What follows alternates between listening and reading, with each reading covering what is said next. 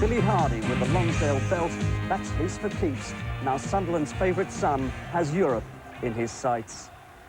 Hello and welcome to our international boxing special. We've come with Billy Hardy to Pavia in northern Italy to see his second challenge for Vincenzo Belcastro's European bantamweight title.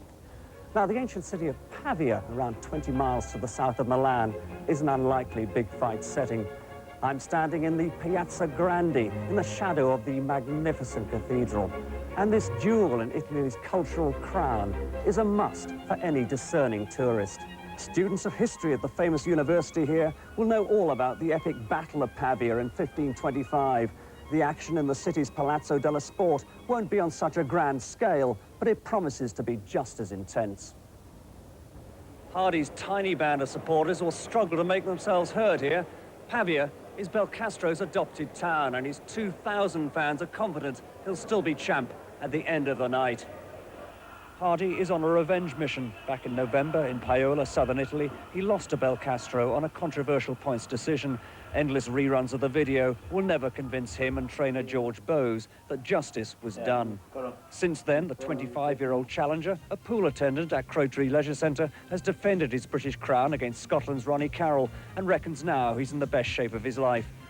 And while Hardy's record boasts 9 wins inside the distance, Belcastro stopped just 3 opponents in his 22-fight career. One of those came just over a year ago when he KO'd the highly rated Frenchman Fabrice Benichou to take the title. He's a durable customer, and tonight's his 3rd defence of the European 8-stone 6 division. Both men were spot on the weight limit. Well, history's against Hardy. No British fighter has won this title on foreign soil. Billy, though, should take inspiration from Glenn McCrory's great IBF World Cruiserweight triumph earlier this month. And Glenn's in our commentary team, alongside Reg Gutteridge.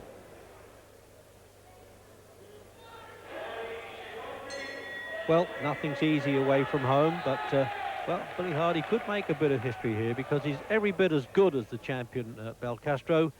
It's just raising his game at the right time. Certainly last time it was a seesaw battle, and the general opinion was that Hardy might have just stolen it, but, well, he didn't get it, and that's what it's all about. Spanish referee for this one, and again, European Boxing Union appointed judges, of course. So now it's up to Hardy, really, to try and leave no doubt there.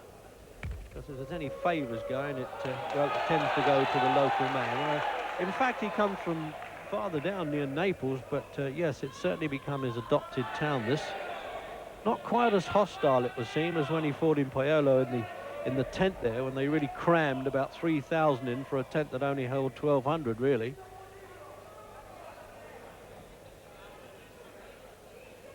How difficult is the atmosphere, Glenn, away from home like this when you're in the other guy's backyard virtually? It's always very hard because you've got everybody shouting for your opponent and nobody shouting for you. And if you do something good, it goes quiet. And if he does something good, it goes very, very loud. So it is extremely difficult. It's known as unconscious bias by the judges, apparently, when they sort of lean with the crowd's cheers. They shouldn't do.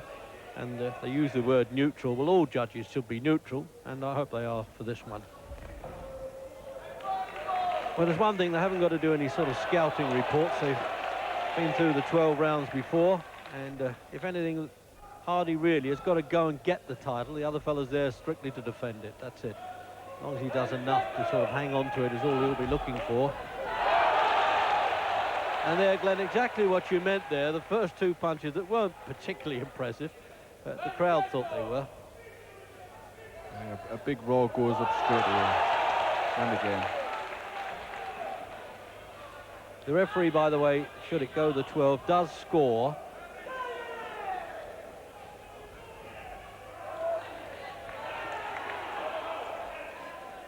Well, he's certainly doing the chasing early on now, Hardy. He's really got to go looking for this champion, and I hope he opens up like this. This is the way to start it. Try and stamp a bit of authority on this time, as if to say, well, this time I really mean it. Last time I wasn't too sure about you.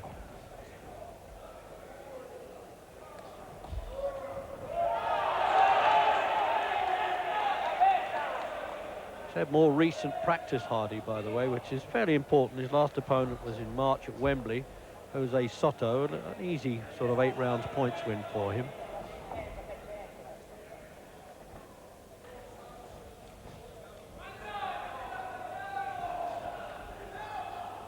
Well, if aggression counts, Glenn, certainly at the start here, he's doing well hard. He's going for his man. Yeah, Billy's doing all the right things at the moment. He's forcing the fight, and he looks very strong at this moment.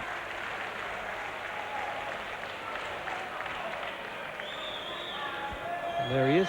George Bowes, of course, in the corner. And there's a little bit of a rundown of him. Won the championship the same year, funny enough, the junior ABAs, as Glenn McCrory. And his losses in the ABA championships with Gilbody and Highland were both reversed as professionals. So he got his own back in both of those. Can he do it again with this one? And there it is, Alison, who's Hardy's girlfriend, and Sylvia Bowes, George's wife. And we're into round 3. Pattern continuing the same now. Hardy tracking the champion all the time. Pretty good counter puncher. Remember, this fellow's fought for the World Championship. Jose Sanabria for the IBF version. And that went to a split because Roland Dakin of England actually gave that decision by 1 round to Belcastro, but was outvoted.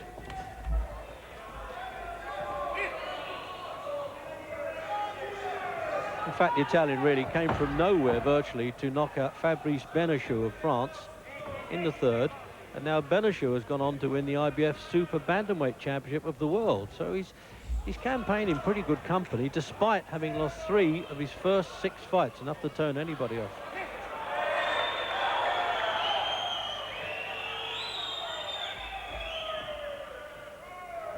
Billy apparently faded just a little bit in the last fight. I'm wondering, Glenn, whether he's holding enough back now for stamina. Yeah, he seems to be holding back a little bit. I'd like to see him, march on and let go a little bit.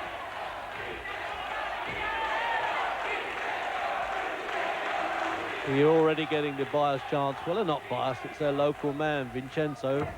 And surely Billy would get them all if he was fighting in Sunderland or anywhere on Tyneside, really.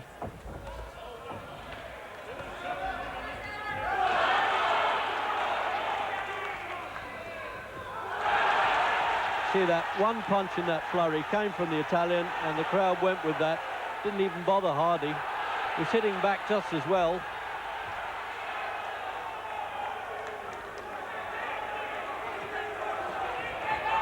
He's a good, matured 28, Belcastro, isn't he? He's physically well built as a bantamweight, Len. He is. He's a very cagey. He's just making Hardy miss with a few of his big swings and catching him with nice little shots inside. The problem is Hardy can't make the Italian come at him, which he'd quite like to stand and trade with him.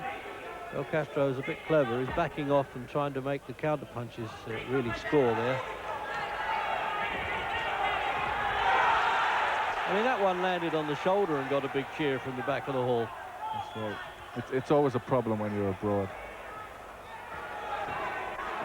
Oh, look at the second. If only Belcastro could fight like his second. He doesn't look like he did anything.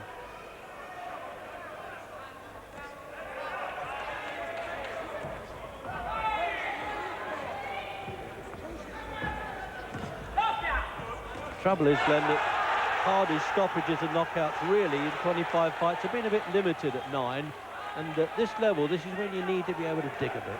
That's right, yeah. Against an opponent like Belcastro, a good shot would really get his respect, and Hardy's just not finding it at the minute.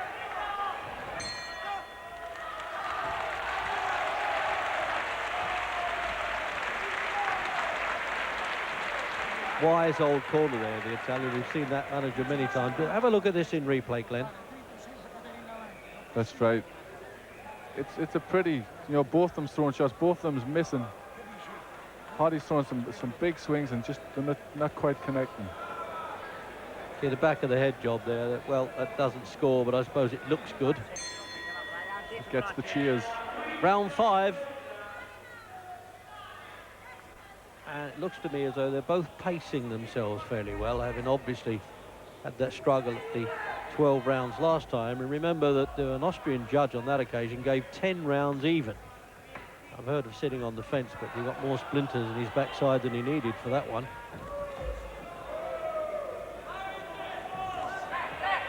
So then Hardy's already got that British Lonsdale belt, and that takes a bit of doing.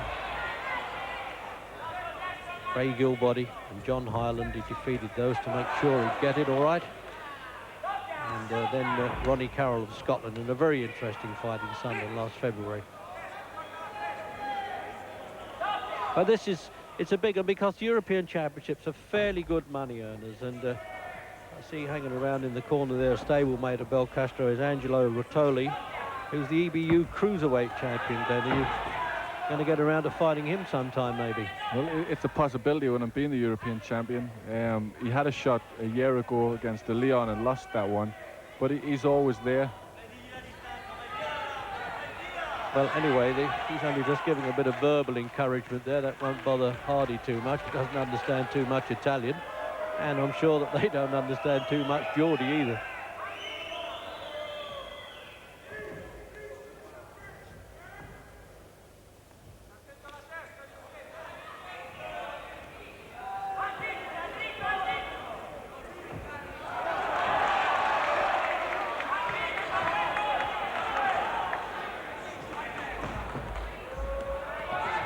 Oh, he's going for him a bit now in the fifth. That's, as Glenn was saying, that's the way Hardy's got to do it. He's got to really stamp a bit of authority on him, get close to the champion like this and try and take the play away from him, try and demoralise him a bit.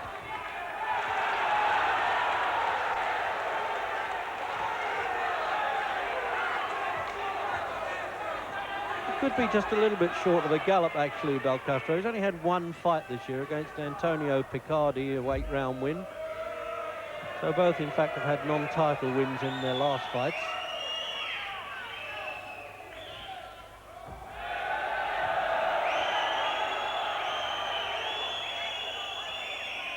Belcastro's style doesn't suit Hardy, really.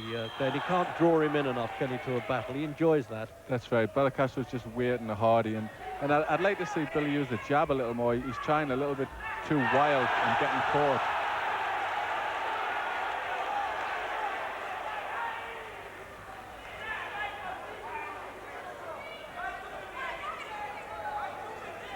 See, there's a period there of a little bit too much more posing than he should do there, than producing Hardy.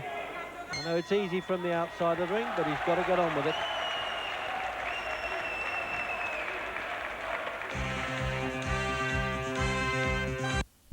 So we're into the 7th round then. No knockdowns. Billy Hardy again, always the aggressor, but running onto quite a few counter punches, really. But I would have thought he was doing fairly well, but will it be enough? He's really got to stamp a little bit more authority on there and try and get some hard digs in. Belcastro's always happy to be backing off like this, stealing punches. And sometimes you can do that to steal decisions at the same time.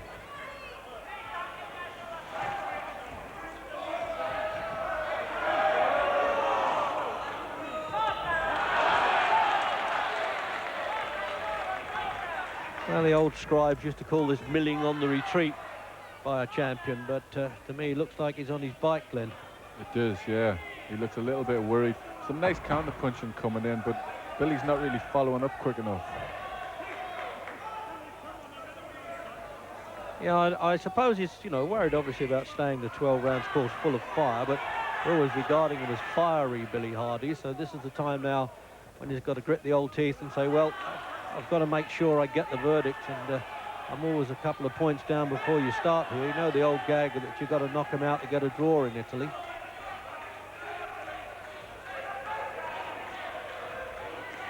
Well, he's been here before, so he really knows what he's got to do.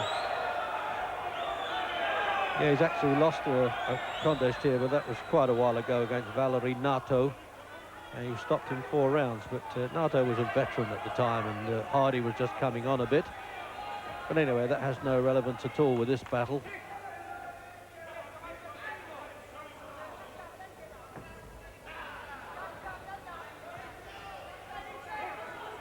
You get the impression with this Italian here, don't you, that, well, I don't pretend I'm the best fighter in the world, but I'll make it awkward for anybody that thinks they are.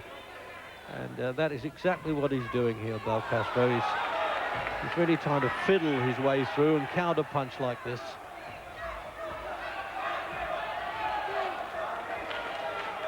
Referee being very polite about it all, isn't he? He looks as though he's come to see the sights rather than handle a big fight.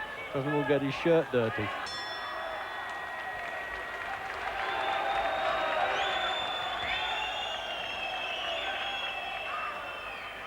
So there's Denny Mancini in the corner, of course. He'll be bellowing in the air. And there's Bob Graham and Nipper Reid from the British Boxing Board of Control, administrative stewards, to give their man support. And we're out then for the 10th round. And really, it's going to be a hard one to crack this. I always go, not necessarily with the aggressor, but the man who does the most of the leading off with punches, whether he's going back or not. And that's probably now what the judges are saying, that, well, he's still leading with punches, even if he is on his back foot most of the time. Just a little bit hesitant, Hardy. I just wish I could say to those cornermen, and I'm sure they are saying it, come on, Billy, put some punches together now. Try and get this fellow under pressure a bit. So he's waiting there a bit too long again. He is. I think Billy knows, you know, you don't win a major title. You've got to go out there and take it, and he's not doing that at this minute. Well, the trouble is, Glenn, really, that Belcastro doesn't deserve it, does he, by this hit and run stuff he's doing? Or he doesn't. He's just trying to steal the fight. He's just trying to be cagey, make Hardy miss and steal little punches.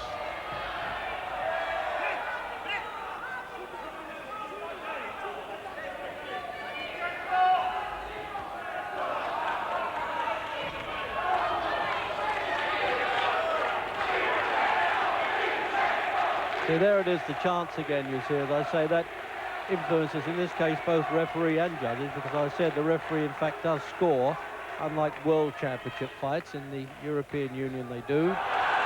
Oh, that was a good right hand. It was one of the best shots that Belcastro's thrown.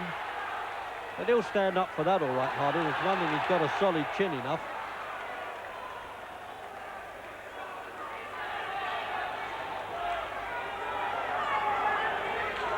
Judges, as I say, Franz Marti from Switzerland, and they brought in another Austrian judge. Well, I hope he's a bit different to the last one they sent in, that scored 10 rounds even, and then gave it to Belcastro with the last two.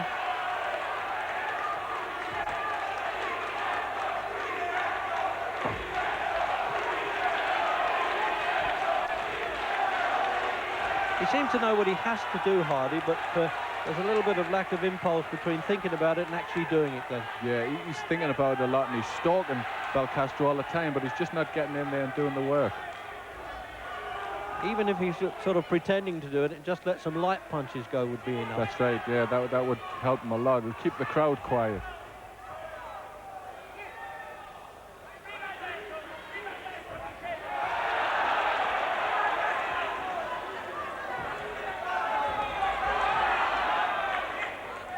Just tuck himself a bit inside there and try and throw some body punches, but then again Belcastro knows how to hang on there and move out of trouble all the time.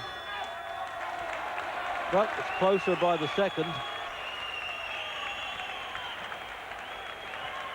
Now I wonder what these fellas are going to do there, pump him up. And a bit more replay there, Glenn. But Belcastro is just moving to the side. He catches Hardy with a very good right hand there, but I don't think it hurt him in any way. He took that well, but all the time he hits him, there's a big cheer goes up, and that's obviously going to help Belcastro. And there's a bit of a rundown of him. And as I say, KO Beneshu, and his other defence was against another Italian, Lorenzo Pacheco. So he's a bit used to stealing decisions, this fellow, as we come out then for the last round. You know, seriously, Glenn, this really could depend on the last round. If these judges are sitting in any way and looking for escape clauses, they'd like somebody to win this one big. That's right. Billy, he's got to really go out there and give it his all. It's the 12th round, and he's got to have a really big round this round.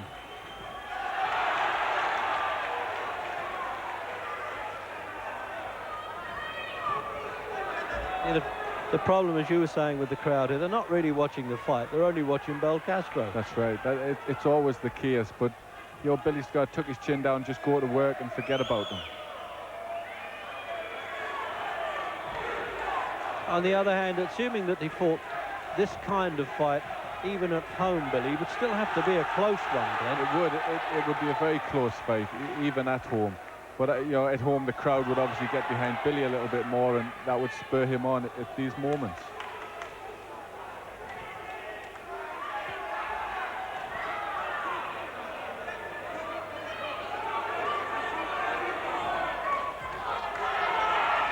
There it is. He's better when he's mixing it like that. If only Hardy had done that earlier, then he would have had no worries at the finish.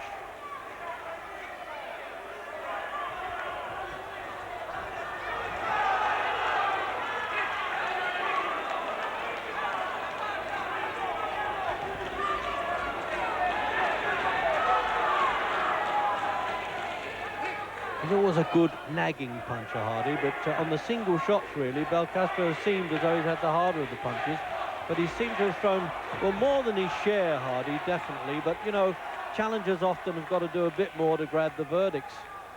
That's right. Billy's been the aggressor the whole time, and yeah, hopefully that'll pay for him.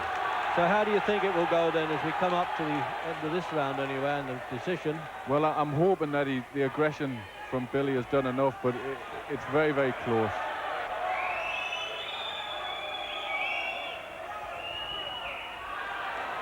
See there, he's trying to put it on towards the finish. A little bit of eye-catching if he can for the referee and judges here, Hardy. But I agree with you, it may go against him, you know, just hasn't been dominant enough.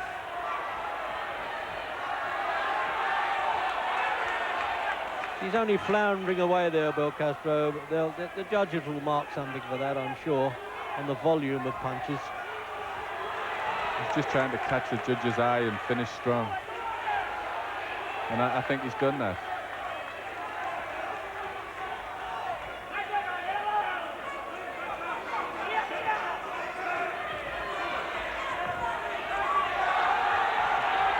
Oh, when he doubles up there, Hardy, what a pity he's left it so late. Both think they've won it. Little friendly tap on the head. Well, that's 24 rounds with you, mate, in 2 fights. I don't really want another one. Let's get a winner and start on somebody else. He's looking confident enough, Hardy. And in the replay now, you get there's been a lot more missing by Belcastro there, in fact, than Hardy. But I'm not sure. The judges might say, well, he caught him with the wind of the punches at the time. And again there, you see, he floundered. And here's the result. The referee's given it to Belcastro. The other judges have gone level, so it's a majority draw. A really strange verdict, that one. Billy Hardy, a draw, a fantastic performance. Well, it might be to the people back home and the people here for Belcastro, not for me. I know I can do it. He ran away like a chicken. That's what they say about the Italians, they run backwards. Okay, I couldn't catch him, but next time, I know I'm the champion. I'm a fighter, he's a runner. The odds was against us, but he's proved to everybody how close it is. It's our job, my job, the people of the Sunderland Council, the Deans, is to get the fight for him in England. We get in England, he's the European champion, no question. The home advantage has saved this boy's championship tonight. Again. Billy, one last word from you. You got a draw here. You're taking a long holiday, I know. Now, what next? Well, I'll leave that to my manager. But hopefully I'll have a nice break, come back refreshed, and let's see a new Billy Hardy. And a European champion in the future. If not more. Well, the crowds are leaving the Palazzo dello Sport now. They probably can't believe it that their hero has only managed to draw. But what a performance from Billy Hardy. He may not have won the title, but it was a championship display in any language. From Pavia, goodbye.